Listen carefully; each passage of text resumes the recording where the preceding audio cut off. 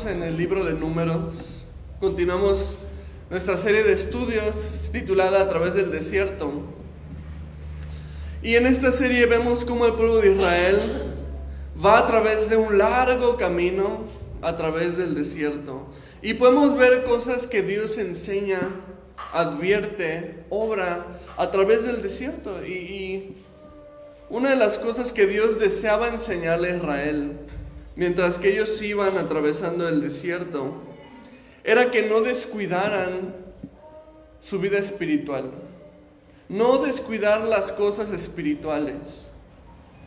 La semana pasada veían con Alex cómo Dios llama a los levitas para servir y también nosotros somos llamados para servir a Dios y tenemos este hermoso privilegio.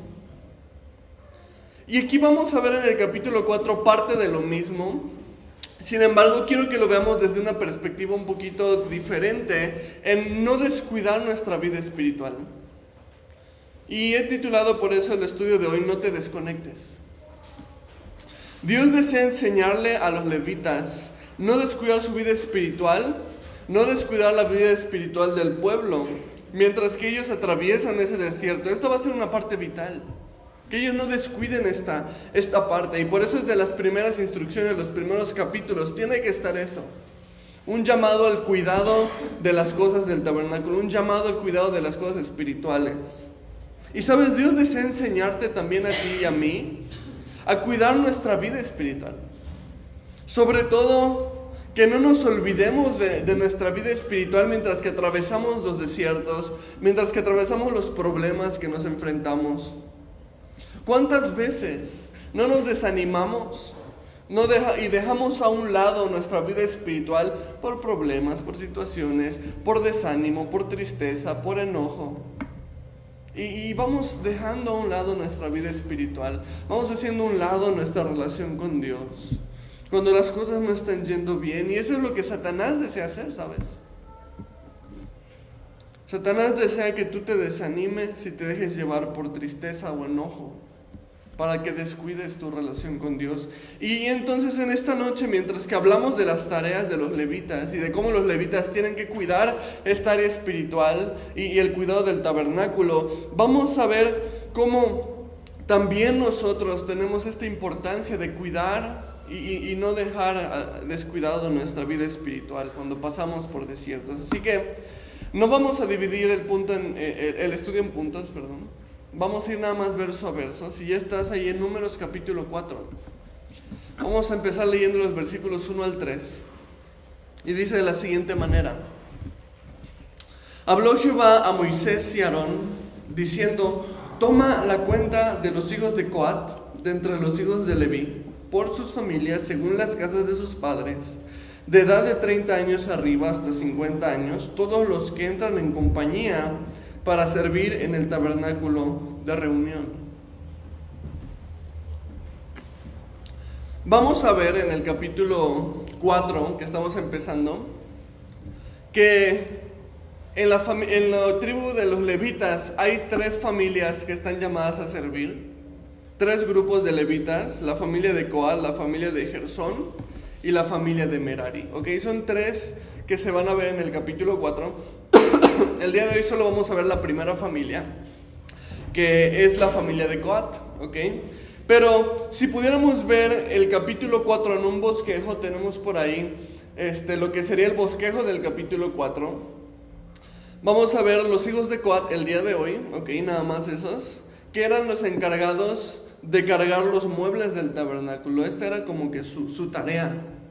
Pero vamos a ver en la próxima semana también que Dios llama a los hijos de Gersón, de la tribu de Leví, a cargar las telas, y a los hijos de Merari también a cargar las estructuras del tabernáculo. Y todo esto, ¿por qué? Acuérdate que el tabernáculo está hecho movible.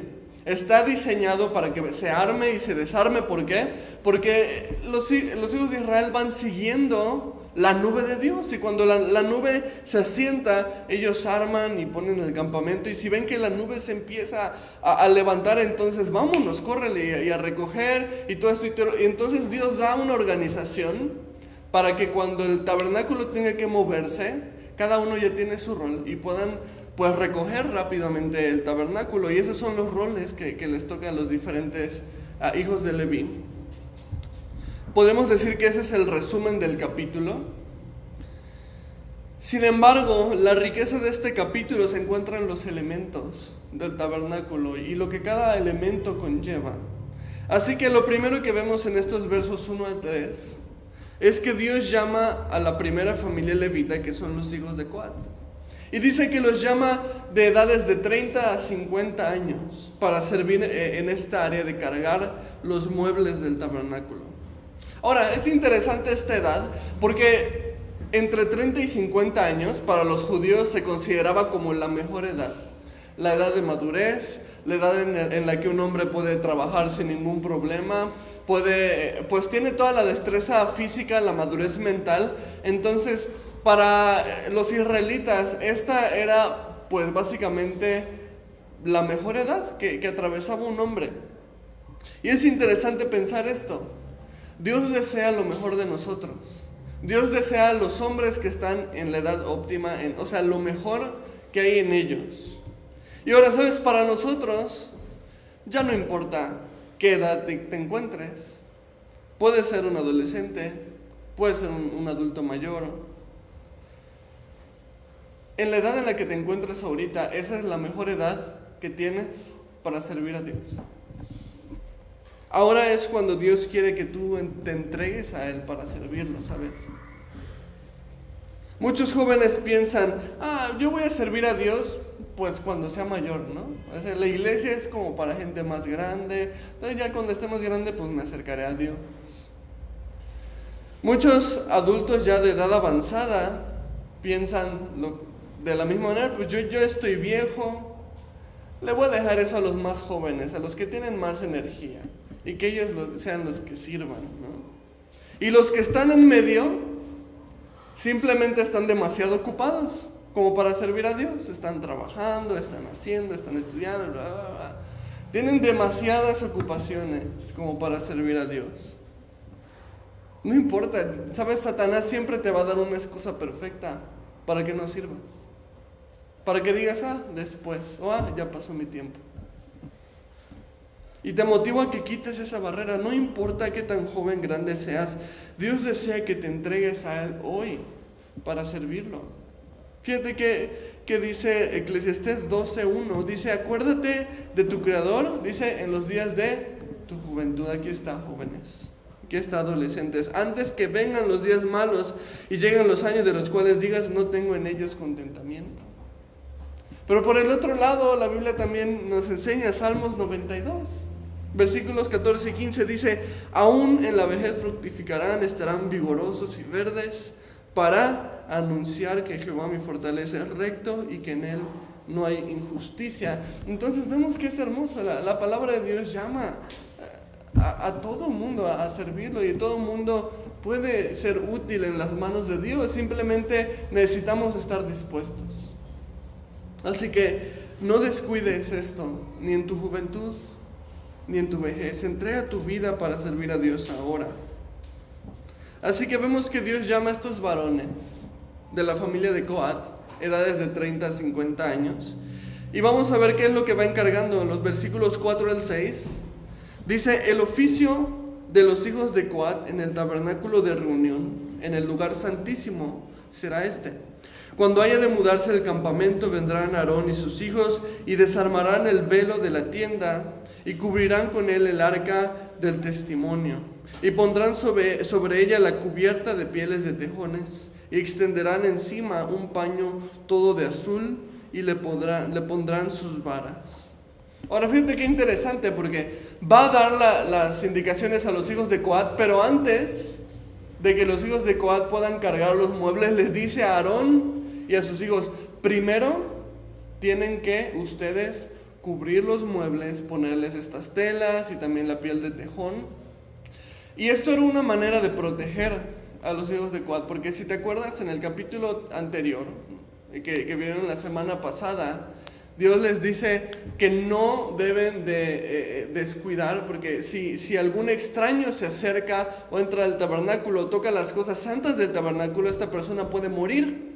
Entonces, los únicos que pueden tocar las cosas del tabernáculo es básicamente Aarón y sus hijos, ¿ok? Entonces, para que los hijos de Coat puedan cargar las cosas, primero ellos tienen que cubrirlas y darles una envoltura, por decirlo de alguna manera, para que ellos los puedan llevar y ponerle las varas que llevan atravesadas también para cargarlo.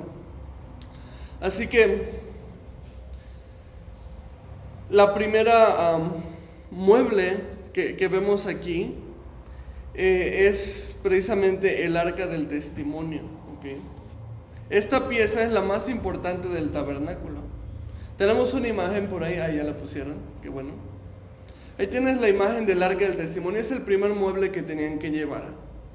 Era básicamente una caja rectangular, tenía una tapa que se llamaba propiciatorio. Y en este propiciatorio estaban las figuras de dos querubines que se tocaban las puntas de las alas. Dentro de esta arca se encontraban las tablas de los mandamientos, ¿te acuerdas en el monte Sinaí? Cuando Moisés tuvo que escribir las tablas otra vez porque se enojó y las rompió, y Dios le dijo, bueno, pues vuélvelas a escribir, pero ahora tú las escribes, ¿no? Las primeras las había escrito Dios, y las segundas, como Moisés se enojó y las rompió, Dios le dijo, bueno, te toca, no haz tu chamba. Y ahí tuvo que Moisés volver a hacer las tablas. Entonces estas tablas fueron puestas dentro del arca. También dentro del arca estaba el maná que llovió del cielo. ¿Te acuerdas el pan que Dios provee a los hijos de Israel, que llueve y que lo tienen que recoger en la mañana? Bueno, se puso una muestra del maná para conservar ese testimonio de cómo Dios hizo llover el maná del cielo. Y más adelante vamos a ver en el capítulo 17 de Números que se va a poner también la vara de Aarón que reverdeció. Es muy interesante, no vamos a entrar en detalle en estas cosas, pero cada una de estas cosas reflejan a Cristo. Cada una de las cosas que están dentro del arca, los mandamientos, toda la ley, nos habla de Cristo. El maná del cielo, Jesús dijo, yo soy el pan de vida que descendió. Así que no vamos a profundizar en eso, pero es muy interesante. Si tú quieres echarle una investigada después. Ahora es interesante que este propiciatorio estaba en el lugar santísimo y representaba el trono de Dios. Eso es lo que representa este propiciatorio, por eso tiene los querubines. Porque si tú te acuerdas cuando el apóstol Juan tiene la visión de Jesús en el cielo, en el trono, dice que alrededor del trono hay querubines que día y noche están cantando esta hermosa canción que dice Santo, Santo, Santo es el Dios Todopoderoso. Entonces el propiciatorio está representando el trono de Dios con estos querubines. Y dice incluso el libro de Éxodo que es de ahí, de en medio de los querubines, de donde Dios hablaba. Fíjate, Éxodo 25-22. Dice, y de ahí me declararé a ti, está hablando del propiciatorio, y hablaré contigo de sobre el propiciatorio, de entre los dos querubines que están sobre el arca del testimonio, todo lo que yo te mandaré para los hijos de Israel. Imagínate qué increíble. Podías escuchar la voz de Dios audible saliendo de en medio de estos dos querubines que estaban en el propiciatorio, y es así como Dios le hablaba a Moisés. Y sabes, en aquel entonces el acceso a la presencia de Dios era limitado, solamente para el sumo sacerdote una vez al año. Si alguien entraba al lugar santísimo, ¿qué le pasaba? Se moría. De hecho, por eso después vemos en las vestiduras de los sacerdotes que en el borde de sus vestiduras tenían unas campanitas. Porque si un sacerdote entraba sin haberse purificado y sin ser el sumo sacerdote, pues entonces se iba a escuchar cuando cayera muerto las campanitas, y entonces lo iban a poder jalar con una cuerda hacia afuera. Pero hoy en día es diferente. Hoy es diferente. Gracias a Dios, el acceso a la presencia de Dios está abierto para ti, para mí. ¿Sabías eso? El trono de Dios está abierto para nosotros. Jesucristo es el que nos abrió este camino. El libro de Hebreos nos dice que el velo que nos separaba del lugar santísimo fue quitado de en medio, abriéndonos camino por un velo nuevo. Y ese velo nuevo es la carne de Cristo, que fue partida por nosotros. Fíjate, Hebreos 10, 19 y 20. Dice así que, hermanos, teniendo libertad para entrar en el lugar santísimo por la sangre de Jesucristo, por el camino nuevo y vivo que Él nos abrió a través del velo, esto es, de su carne. Y esto es súper interesante porque, ¿te acuerdas que el relato nos dice que cuando Jesús murió en la cruz, ¿qué pasó con el velo del templo? Dice que se rasgó de arriba para abajo, o sea, como para dar testimonio, nadie pudo verlo rasgado. Se rasgó de una manera sobrenatural. ¿Y qué significaba eso? Que Dios y los hombres ya no estaban separados, que Jesús había abierto el camino. Y es bien interesante porque Hebreos nos está explicando por qué se rasgó ese velo. Y el por qué sucedió esto es porque Cristo se convirtió en el nuevo velo. Pero Cristo no era un velo abierto. Cristo no era un velo cerrado. Cristo era un velo abierto para nosotros. Y es interesante porque ¿te acuerdas también en la última cena lo que dijo Jesús acerca de su carne? Lucas 22, 19. Jesús dijo, y tomó el pan, dio gracias, ¿y qué hizo? Y lo partió. Y los dio a sus discípulos diciendo, este es mi cuerpo que por vosotros es dado. ¿Okay? Cuando Jesús partió el pan en la última cena, no solamente estaba partiéndolo así como para repartirlo y que todos les tocara un cacho. Jesús estaba haciendo algo simbólico de lo que iba a pasar con su propia carne, con su propio cuerpo. Su cuerpo iba a ser partido, se iba a ser golpeado, iba a ser flagelado, iba a ser gravemente lastimado, herido. Su costado iba a ser abierto por una lanza. O sea, cuando Jesús parte el pan en la última cena, está haciendo este simbolismo de lo que va a pasar. ¿Él te imaginas? Jesús sabiendo lo que le iba a pasar y Él partiendo ese pan. Qué increíble amor de Jesús. Y Hebreos nos dice, ese es el nuevo velo que está abierto. ¿Por qué? Porque Cristo fue partido por nosotros. Es lo que nos dice Hebreos. Y entonces Hebreos 4:16 nos da estas hermosas noticias. Dice, acerquémonos pues confiadamente al trono de la gracia. ¿Qué representaba el propiciatorio? El trono de Dios. Eso es lo que representaba el arca. Y dice Hebreos, acércate confiadamente al trono de la gracia para alcanzar misericordia, hallar gracia para el oportuno socorro. El trono de Dios ya está abierto. Estaba cerrado en el tiempo de Números, los israelitas no podían entrar, se morían, pero tú y yo tenemos un acceso todos los días al trono de Dios. Así que, por favor, no descuides este regalo tan grande. Acércate confiadamente. No dejes que las pruebas, no dejes que el desánimo, no dejes que las tormentas, los problemas, el enojo, la tristeza, no dejes que nada de esto te separe de llegar todos los días delante del trono de Dios y buscarlo. No descuides esto.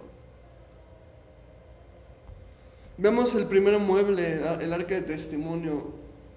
Una hermosa representación del trono de Dios abierto para nosotros. Y continúa el siguiente mueble, versículos 7 y 8, dice, sobre la mesa de la proposición extenderán un paño azul y pondrán sobre ella las escudillas, las cucharas, las copas, los tazones para libar, y el pan continuo estará sobre ella.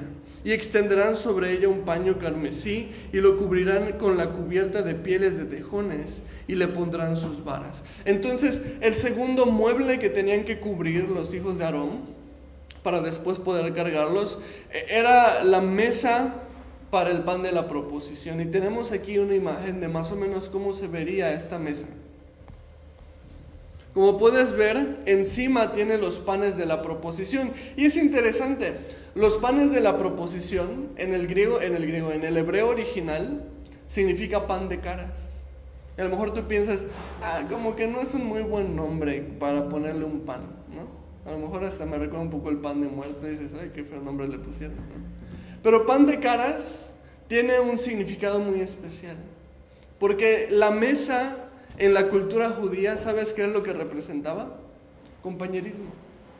Cuando una persona se sentaba a comer con alguien, era una representación de una participación, de un compañerismo, de una amistad.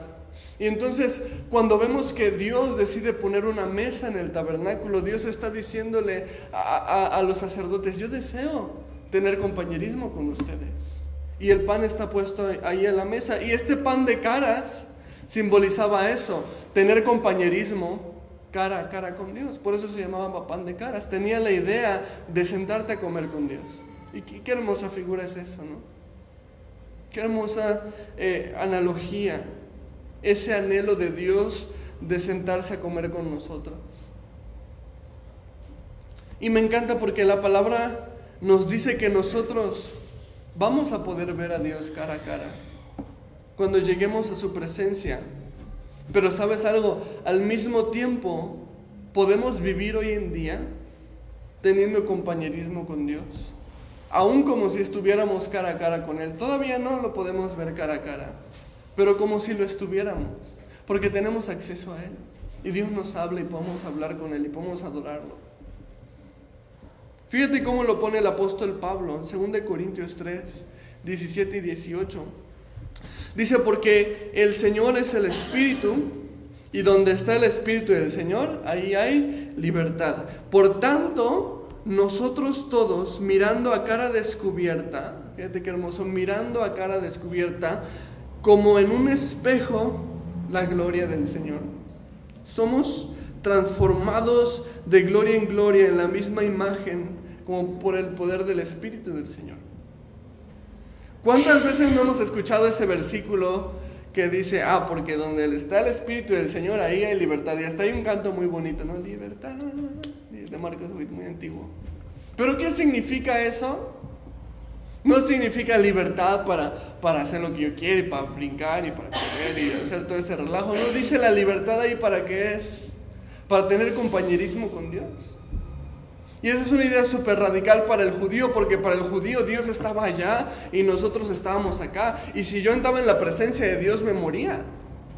Por eso estas maravillosas noticias, la libertad que tenemos de acercarnos a Dios y a cara descubierta. O sea, no tengo que temer, no tengo que esconderme, no tengo que esconder lo que yo soy. Dios ya sabe lo que yo soy. A veces eso me da un poco de miedo, pero Dios ya sabe lo que yo soy. Dios ya sabe lo chafa, lo malo. Pero aquí me dice: no importa, puedes venir a cara descubierta delante de Dios. Tenemos esta hermosa libertad. Aquí está el propósito de la mesa del tabernáculo: los panes de la proposición. Qué glorioso privilegio que podemos sentarnos a la mesa para participar con el Señor. ¿De qué crees que se trata la Santa Cena que hacemos cada principio de mes? ¿Una costumbre? Pues somos cristianos, pues hacemos la Santa Cena. No, es precisamente esta misma imagen. Sentarnos a la mesa con el Señor, compartir el alimento con Él, recordar lo que Él hizo por nosotros, su pacto, y que Él prometió regresar por nosotros. No nos perdamos, hermanitos, no nos perdamos de este privilegio. No dejes otra vez que los problemas, que los desiertos en tu vida, que la tristeza, que el desánimo, no dejes que nada te separe de la hermosa libertad que Dios te ha dado para venir delante de Él a cara descubierta. Al contrario, búscalo con más fervor, más pasión. Vale la pena estar con el Señor y pasar tiempo con Él, ser restaurados por Él, ser consolados por Él, recibir esa paz. Y vale la pena también comentar que Jesús mismo dijo que Él era el pan de vida, hablando de los panes de la proposición y de lo que ellos representaban. Jesús dijo en Juan 6:35: yo soy el pan de vida. El que a mí viene nunca tendrá hambre, el que en mí cree no tendrá sed jamás. Así que Jesús es ese alimento espiritual que necesitamos para ser saciados. No te pierdas de esto. Su palabra es lo que nos nutre. Nosotros nos sentamos a la mesa del Señor cuando en mi aposento con la puerta cerrada yo abro mi Biblia, oro y empiezo a escuchar cómo Dios me habla a través de las Escrituras, y es hermoso. Tienes aquí el testimonio de Cristo que te quiere hablar, que te quiere ministrar. No te pierdas este hermoso privilegio todos los días.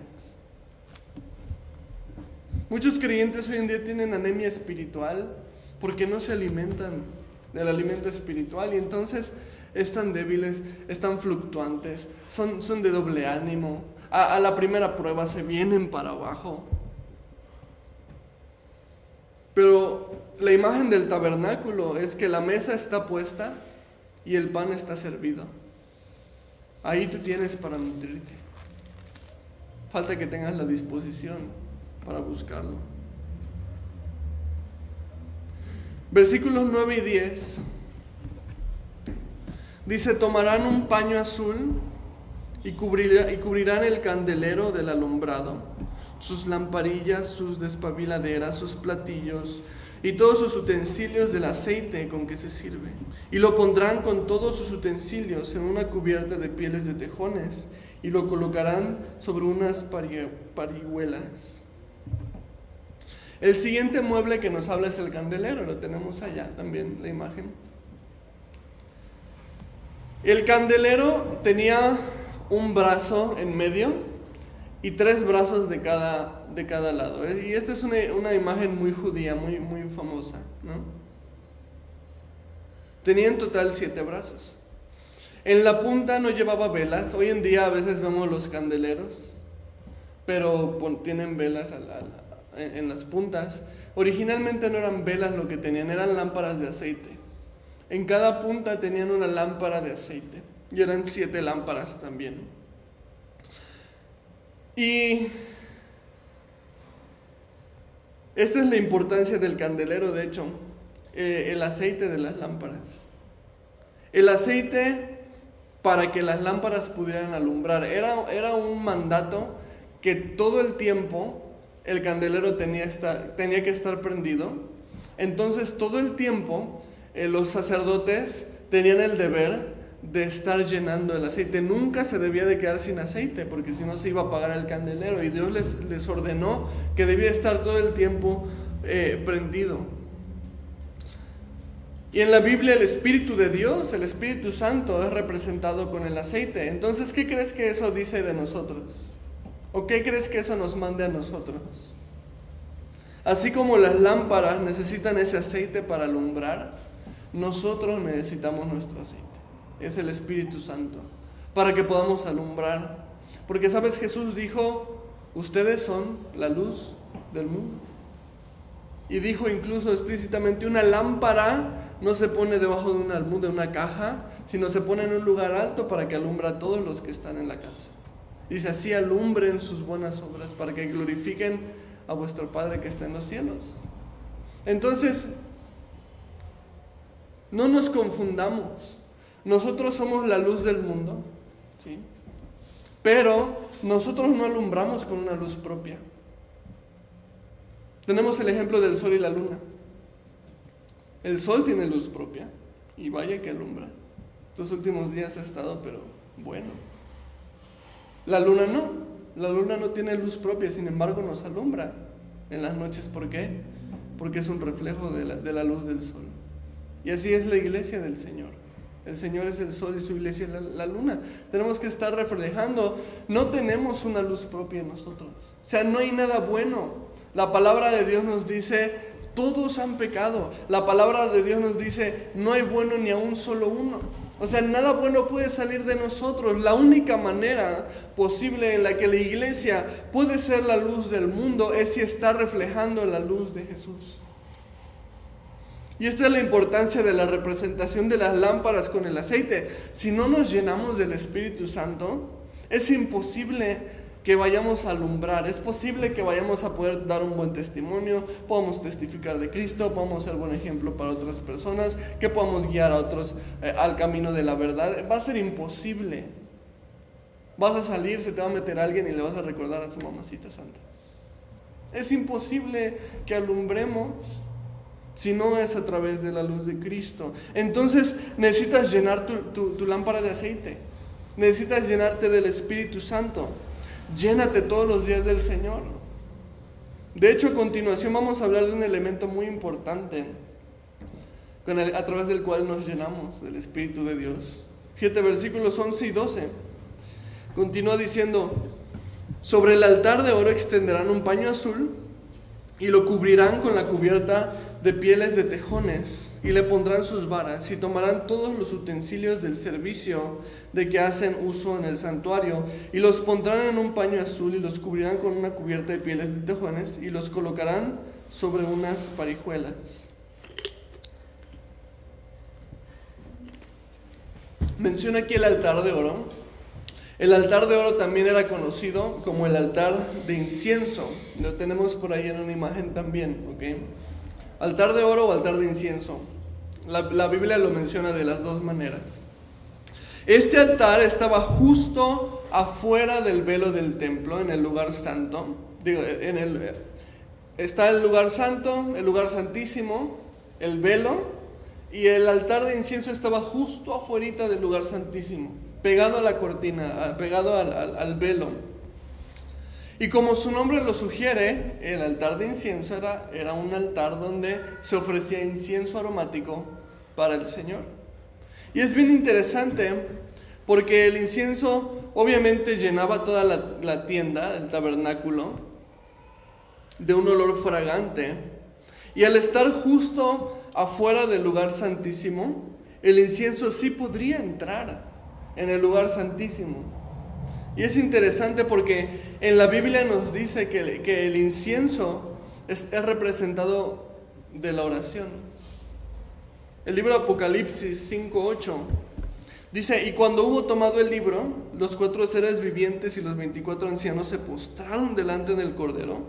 Todos tenían arpas y copas de oro, dice, llenas de incienso. ¿Y qué eran? Dice que son las oraciones de los santos. Entonces, el incienso bíblicamente representa oración, la oración del creyente hacia el Señor. Y por esto te digo que es bien interesante que el altar de incienso estuviera afuera del lugar santísimo, porque cuando los levitas prendían el incienso y lo quemaban, el incienso sí entraba en el lugar santísimo. Ellos no podían entrar, pero el incienso entraba. ¿Y qué nos dice eso acerca de la oración? Tu oración llega al Señor. Llega hasta su trono y Dios nos responde. En 1 Juan 5, 14 y 15 dice: y esta es la confianza que tenemos en Él, que si pedimos alguna cosa conforme a su voluntad, ¿qué dice? Él nos oye.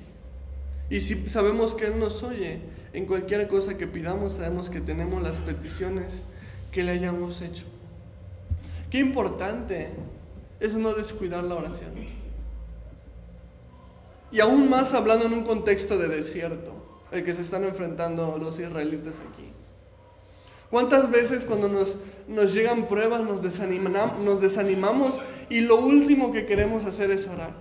Y sabes que tienes que orar. Y yo sé que tengo que orar. Y yo sé que tengo que buscar al Señor. Pero simplemente no tengo ganas.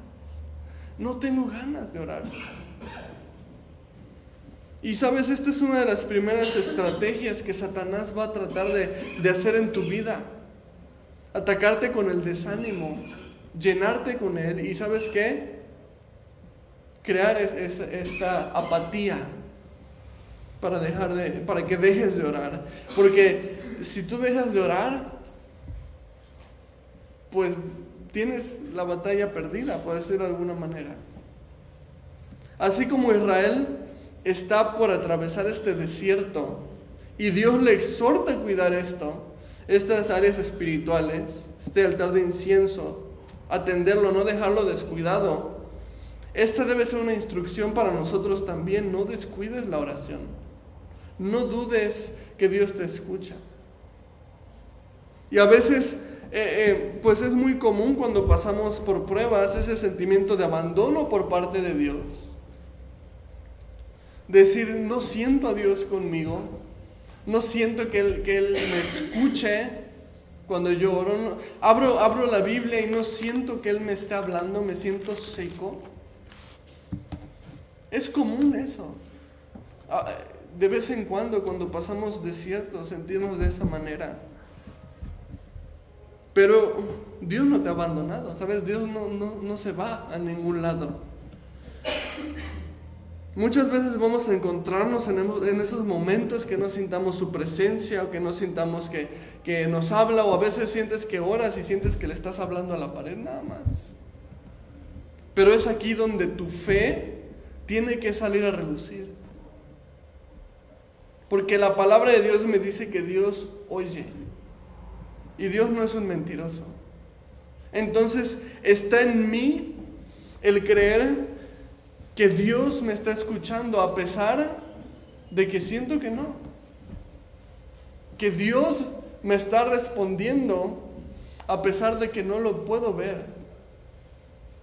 Está en mí el creer y decir: Dios, la verdad es que no siento tu presencia. La verdad es que siento que no estás conmigo, pero voy a confiar en ti y voy a orar porque tu palabra me dice que eso haga.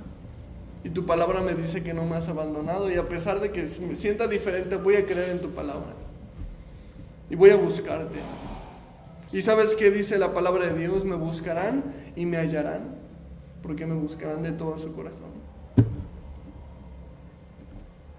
En el momento en el que cedo al desánimo, voy a ser presa fácil del enemigo. Cuando menos sientes a Dios, es cuando más fuerte necesitas buscarlo. Y muchas veces Dios permite que sintamos esta ausencia de Él, precisamente para eso. Dios quiere que vayas más profundo en tu relación con Él. A lo mejor ya estabas acomodado, a lo mejor ya estabas en una zona de confort, a lo mejor la presencia de Dios ya te era tan cotidiana que ya ni siquiera la apreciabas, y Dios tuvo que permitir que tú sientas como si fuera este abandono, que no lo es, pero que tú sientas eso para que tú reacciones y digas: necesito la presencia de Dios en mi vida y necesito buscarlo más de lo que lo estaba buscando. Quizás sea una llamada de atención para que dependamos de Él otra vez. Así que no cedas al desánimo. Versículos 13-14 dice: quitarán la ceniza del altar y extenderán sobre él un paño de púrpura, y pondrán sobre él todos sus instrumentos de que se sirve, las paletas, los garfios, los braseros y los tazones, todos los utensilios del altar, y extenderán sobre él la cubierta de pieles de tejones, y le pondrán además las varas. Este otro altar que se está refiriendo no está hablando del mismo altar de oro, está hablando del altar de bronce. Y tenemos por aquí también la imagen del altar de bronce. Este era el altar en el que se hacían los sacrificios a Dios. Aquí se hacían los holocaustos. Este altar estaba en la parte exterior del tabernáculo, en el patio o en el atrio. Y ahí se hacían las ofrendas, los holocaustos, las ofrendas por el pecado, las ofrendas expiatorias y todas las ofrendas, todos los sacrificios que se hacían tomaban lugar en este altar. Este altar podíamos relacionarlo fácilmente con un asador. Era algo muy parecido. Tenía las rejillas de arriba, tenía las rejillas de abajo, tenía el fuego saliendo precisamente para consumir la carne del sacrificio. Los utensilios incluso eran semejantes, eran pinzas, eran tenazas para poder manejar el sacrificio. Este altar también era conocido como el altar de bronce. Y obviamente ese nombre se le da porque estaba hecho de bronce o recubierto de bronce. Y es interesante porque en la simbología bíblica el bronce representa la justicia de Dios. La justicia divina representa el bronce. Específicamente la justicia que Dios demanda por los pecados del pueblo. Aquí era donde se sacrificaban los corderos para cubrir el pecado del pueblo. El sacerdote, cada vez de que iba a sacrificar un animal, había una ceremonia en la que imponía las manos sobre la cabeza del animal, y esto simbolizaba que estaba transfiriendo los pecados del pueblo hacia este animal. Y entonces este animal era sacrificado con los pecados del pueblo y era una manera de expiación para el pueblo. Se procedía entonces a sacrificarlo una vez que se habían impuesto las manos en esta señal de una transferencia de los pecados del pueblo. Y era la justicia divina, hablando de que el bronce representa la justicia de Dios. Esa era la justicia divina para no condenar a los hombres. Era castigar a un inocente, en este caso el inocente era el animal del sacrificio, para que los culpables del pecado, o sea, el pueblo, no fueran condenados. O sea, el animal era condenado en lugar del pueblo. Y a lo mejor podemos pensar que injusto, ¿no? Si eres medioambientalista o de esos animal lovers, ¿no? Que amas a los animales, son lo máximo para ti en la vida. Pues a lo mejor puedes decir, no, pues mejor que se murieran los cochinos pecadores, el animal, ¿qué culpa tiene? ¿No? Puedes pensar que injusto, ¿qué clase de justicia culpa al inocente para salvar a un culpable? ¿Qué clase de justicia es esta? Y la respuesta, ¿sabes cuál es? Es la misma justicia con la que tú fuiste salvado. La misma justicia que nos ha salvado a ti y a mí cuando Jesús, el justo, fue condenado por los injustos. La representación del sacrificio el levítico es la representación después de Jesús en la cruz. Era una sombra.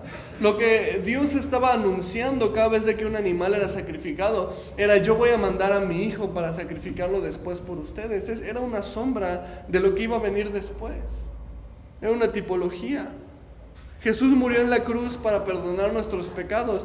1 Pedro 3:18 nos dice esta: porque también Cristo padeció una sola vez por los pecados, el justo por los injustos, para llevarnos a Dios. Este altar estaba representando lo que iba a hacer Jesús. Si tú te fijaste en la imagen del altar, si le puedes regresar tantito a la imagen del altar, es cuadrado y en cada una de las puntas tiene como un cuernito. Estos cuernos estaban señalando los 4 puntos cardinales. ¿Te acuerdas que el tabernáculo estaba en el centro del pueblo? Lo vimos en el primer estudio, cuando Dios les dio la orden de que el tabernáculo iba en el centro y todas las tribus se iban a acomodar alrededor, tanto para acampar como para marchar. Entonces estos picos que están señalando los 4 puntos cardinales, en realidad están señalando ¿a quiénes? A todo el pueblo. Y esto era una manera de decir: este sacrificio es válido para perdonar, para redimir, para limpiar al pueblo que está alrededor, ¿no? Y ¿sabes? La cruz también tiene 4 puntas. El sacrificio de Cristo hecho en una cruz, a semejanza del altar, señalando la cruz, los 4 puntos cardinales. Imagínate ese momento en el que van a crucificar a Jesús y recuestan la cruz para clavar al Señor. Y cuando el Señor está siendo clavado, la cruz está acostada, las 4 puntas están hacia los 4 puntos cardinales. Es exactamente lo que está representando también el sacrificio. Es un sacrificio para todo el mundo. Es un sacrificio por los injustos, culpando y llevando los pecados el justo. Y es válido para todo aquel que crea. Entonces va a tener vida eterna. Y cuán importante es recordar esto. A veces parece que nos olvidamos esto cuando andamos en problemas. A veces olvidamos esto cuando andamos en desiertos, cuando andamos en desánimo otra vez, cuando las situaciones, las aflicciones del mundo llegan, a veces nos olvidamos de esto. Vienen pensamientos como: Dios, ¿por qué?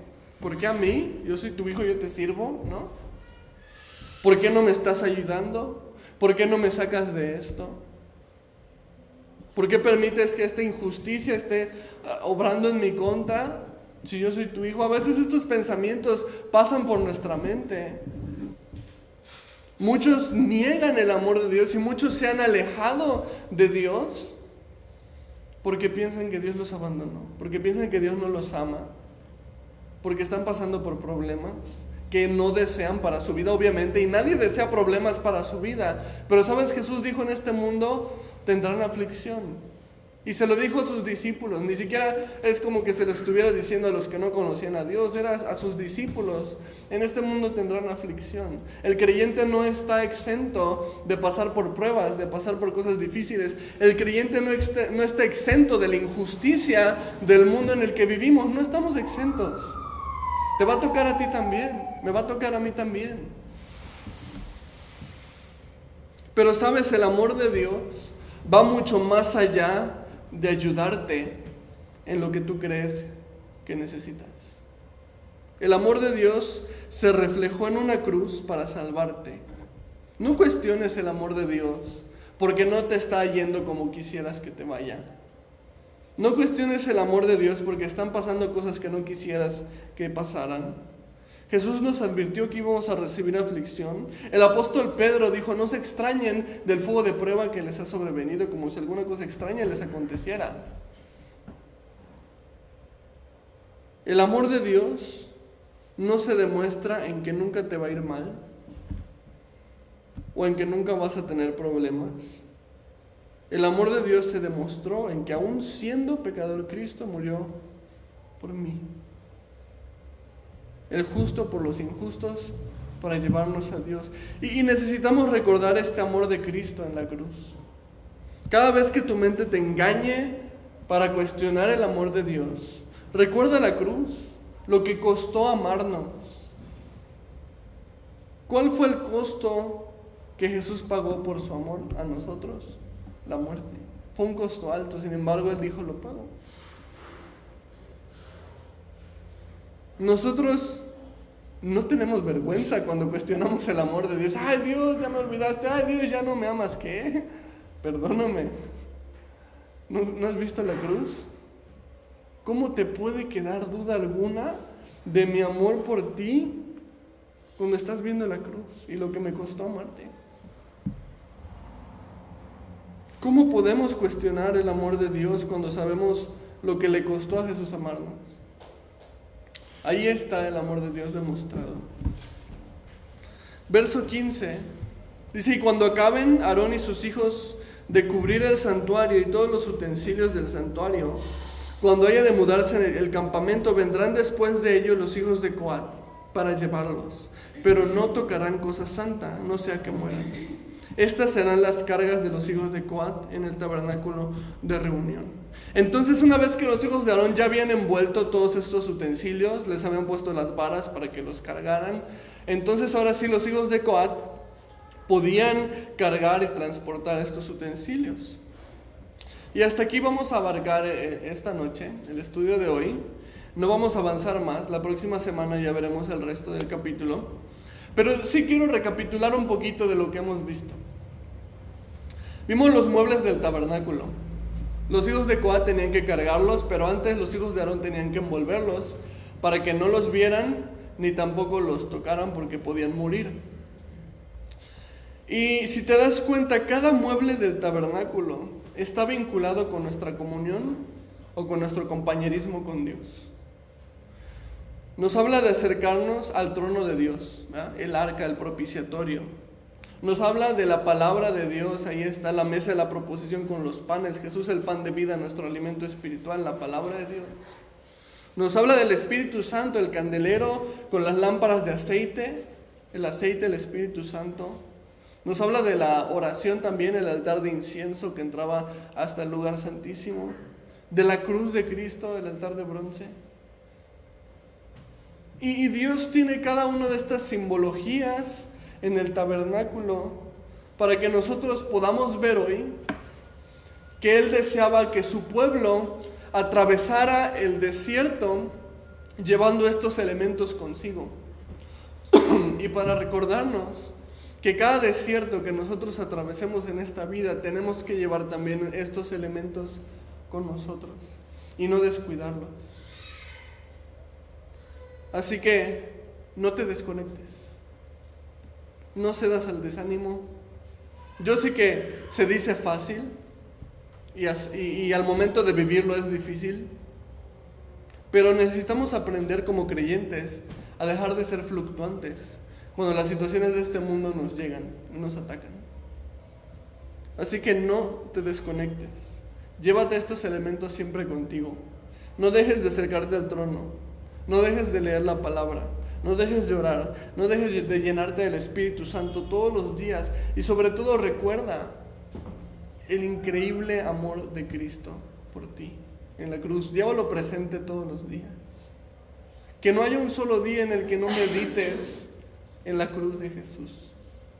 Y cuando te sientas desanimado, agárrate un evangelio y mira otra vez la parte de la crucifixión de Cristo. Recuérdalo. No te desconectes. Amén.